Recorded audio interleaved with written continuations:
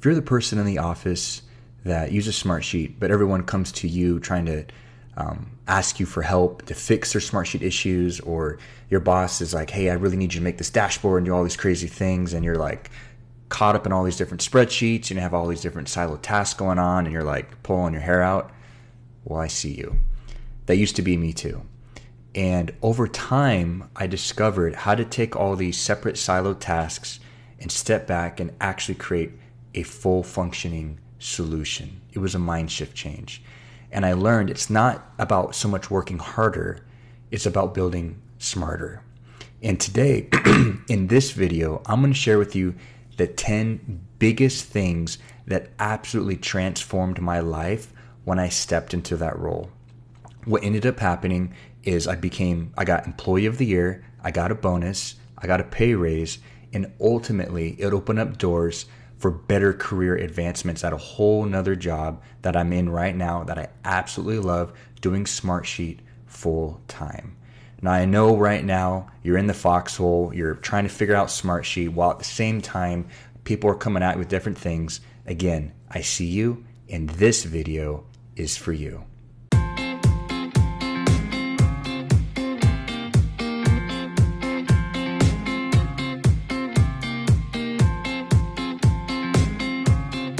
All right, let's dive into it. The first win that I learned while growing in this position in Smartsheet. And the first one is the difference between hearing and listening.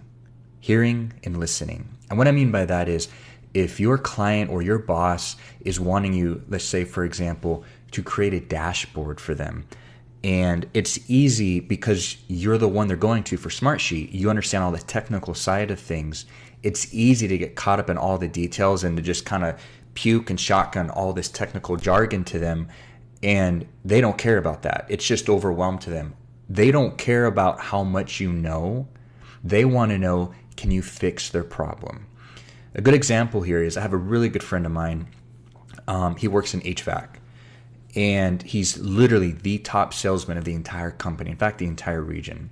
And he said, Justin, one of the things I learned that a lot of the salesmen in the HVAC company make a mistake is when they go to somebody's house, they get into the technical side of things. They're like, hey, this HVAC unit is the Turbo 5000 XRP, blah, blah, blah, blah. And at the end of the day, the client doesn't care about that. They have a very simple problem and they want a simple solution. Hey, it's really hot in my house. Do you have an AC unit that it's easy to function, easy to use, and it's going to take away this heat. It's going to make the house cool. That's what they care about. And it's the same for your boss and every one of your clients. So what I learned is put yourself in their shoes. What do they really need? Don't create something that's not needed. Create something that they need in order for it to be functional. Don't try to show off how much you know. They don't care how much you know. Don't try to make it all complicated and technical. You're just going to trip yourself up at the end. Instead, put yourself in their shoes. Listen to what they really need and what they want, and then build a solution that way. Don't overwhelm them with all the tech jargon. Just make it very simple, dummy proof. This is how you use the dashboard, and make it very functional and easy to use. The difference between hearing and listening to your boss and client. All right, point number 2. You got to enjoy problem solving. If you don't enjoy problem solving, then using Smartsheet as a tool to advance your career probably isn't for you. And that's okay. That means there's something else out there for you. But if you enjoy problem solving, then this is a great career advancement for you. And the nice thing about Smartsheet compared to a lot of other project management tools out there, and there's some good ones out there, is that it puts you in the best seat to be the most customizable. Now, there are pros and cons to that. Just because you can do it doesn't necessarily mean that you should. In other words, there will always be more than one way to build out the solution that you're doing for your boss or for your clients or for your team. But that doesn't always mean that's the best solution. It just means it's a solution. So one thing you got to keep in mind is kind of step back, give a 30,000 foot view, so to speak, and be like, what I'm building, is this going to be scalable a year from now, 3 years from now, 5 years from now? And another thing to keep in mind is it dummy proof. right? If it can be broken, I promise you it will be broken. Someone on your team or client or boss will find a way to accidentally break it. Make it dummy proof and make it scalable. Is it the best solution that you're building? Not just a solution. Enjoy problem solving. And this actually leads me to my next point number 3, and that is understand the limitations of Smartsheet. Now, right now, I know it's kind of overwhelmed with all these different things that Smartsheet can do, and it feels like they're always releasing a new update, and you're always finding something new, maybe on one of my YouTube videos or something else that you're watching or something that you're reading or something you just stumble upon. And it's actually more important to know what Smartsheet can't do. The reason being is you always want to underpromise and overdeliver to your boss and to your clients. And if you don't know the limitations of Smartsheet, what will end up happening is you'll start building out a task or a solution for your boss and client, and you'll get 2, 3, 4 weeks down the road, knees deep in this, and then you realize, oh snap, Smartsheet actually can't function in the way that I'm planning on it, or it doesn't function very well. You're not using the tool the way it was meant to be used. Now, the nice thing about Smartsheet is there's multiple tools in the toolbox, so to speak. Now, if you yourself are unsure of the limitations of what Smartsheet can do and unsure of what Smartsheet can do, then I actually have a full-length Smartsheet course. I offer it to many of my students, and many people have taken it, and I've got nothing but raving reviews on it. Again, you don't have to take it if you don't want to, but if you want to understand the core of Smartsheet from end to end and be fully confident in it, then this course is for you. I'll have a link in the bio below. It's called Smartsheet Made Simple. So it's important to know what Smartsheet can do and what Smartsheet can't do, because if you start promising things to your boss and to your clients and then ends up it can't be that way, it's going to look like you don't know what you're doing. But if you underpromise and overdeliver, I guarantee you they're not going to be upset with you that a project got done ahead of schedule or that you went above and beyond what they were expecting. But always be upfront with your boss and client. Just call it out at the beginning. Hey, you know what? I think that's a great idea, but Smartsheet actually can't do that. But what I can do is X, Y, and Z. If you're upfront and honest with them, they'll respect you for it and they'll appreciate you for it. All right, point number 4. Now, this is something I brought up a little bit earlier, but I really want to drive it home. Shift your mind from task building to solution building. Think of it like a house. A house, you have electrical, you have plumbing, you have framing, you have drywall, you have all these different trades, right? All these different things that make a home. And if you're running around just doing plumbing and just doing electrical, that's not a full functioning house. But what your boss and clients want is a full functioning house. In other words, they want a full functioning solution. And if you start just building tasks here and there and then try to find a way to connect it all, you're going to frustrate yourself, and because all these items are siloed. And what I've learned is shifting my mindset from task building to solution building. All right, this leads to my 5th point, is when you build a solution, it must be scalable. In other words, you must have a strong foundation for your solution. Now, a foundation of a house, it isn't sexy, it isn't flashy, it doesn't have bells and whistles, it doesn't have really anything that your boss and client want or looking for. But you gotta have a strong foundation for your house. That's how you're able to put up a wall and then focus on the bells and whistles, the nice kitchen appliances, the nice paint on the walls, so to speak. It's the same with your Smartsheet solution. Your foundation is going to be your formulas. It's going to be your roll-up summary sheets. It's going to be all your different calculations, all the boring stuff that your boss and client don't care about.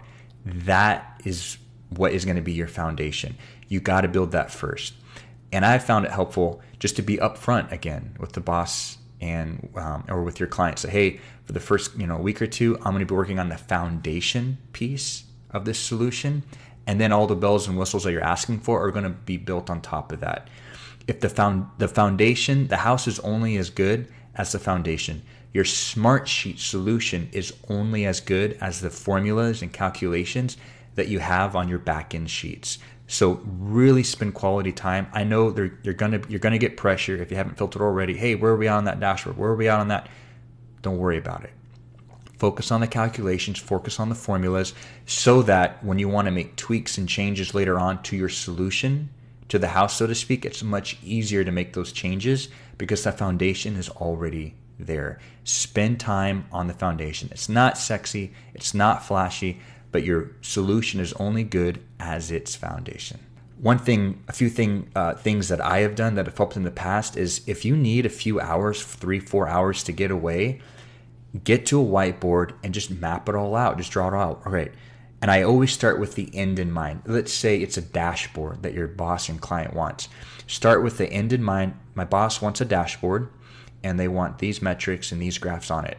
And then work your way backwards. What's called reverse engineer. What steps do I need to take in order to get to that end result? And just work your way backwards. If I'm going to have a fancy dashboard, then I need a good metric sheet that's pumping the data into that dashboard. But if I have a good metric sheet, that means I need a good summary roll-up sheet or multiple sheets feeding into that one metric sheet. And if I'm going to have multiple sheets feeding into that one metric sheet, then I need to make sure that the project schedule or the project plans are set up in such a way to feed the correct data into those multiple sheets that feed into the metric sheet. See what I'm saying? So sometimes it's worth stepping back and not diving into the actual work right away and really mapping out, really architecting the solution that your boss and client are looking for. It will save you a bunch of frustration, and you always have something to fall back on when you get stuck. All right, point number 7, be patient with yourself. Be patient with yourself. I've been there. Your boss is breathing down your neck. Hey, where are we at on this dashboard? Where are we at on this report? And your other team members are relying on you and looking to you, and they're constantly checking in on you, and you're like, and you're building out the solution. It's looking like it's going good, and then, oh my goodness, one of my formulas are broken. Oh my goodness, all the references are out of whack, and I don't know what broke, and everything's coming around your ears, and it's like, what is going on? This is normal. This is how you learn. It's just like anything else in life. If you're not making mistakes, then you're not growing. If you're not learning from those mistakes and you're not growing from that, you're not going to have any experience. Money can't buy experience. It's just something you're going to have to go through. Be patient with yourself during this process.